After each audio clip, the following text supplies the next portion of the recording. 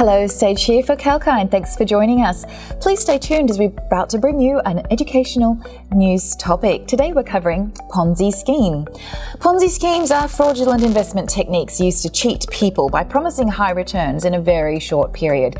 These schemes work by providing returns to previous investors through the investments received from new investors.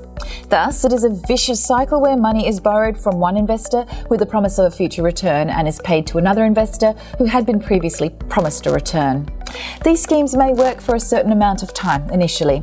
However, in some time, the fraudulent methods used to finance this scheme come to light, and people who have invested in them end up losing money. Put in simpler terms, Ponzi schemes leads to a system of endless borrowing, which is not a sustainable setup and is like a stack of cards. How does a Ponzi scheme work?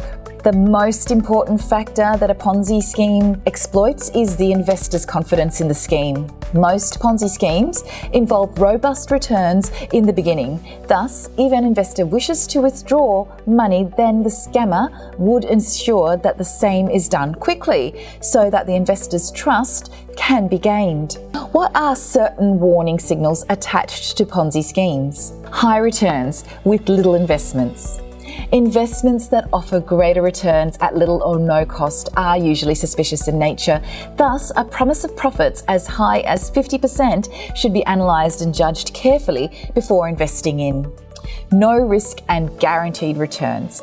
Every investment involves a certain degree of risk. Thus, a scheme that promises to pay consistent returns for a long period of time is highly questionable. No information about where revenue is generated from. Ponzi schemes usually do not provide any information about where the investments are being put. Thus, investors usually do not know where the revenue is being generated from. Unregistered investments. Ponzi schemes may not be registered with the regulatory authorities, which makes them more vulnerable.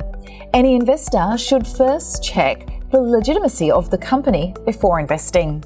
Unlicensed seller. One must possess a license or should be registered with a regulatory body to carry out such investments. Thanks for joining us. Hopefully this has been informative for you. Sage reporting for Kalkine.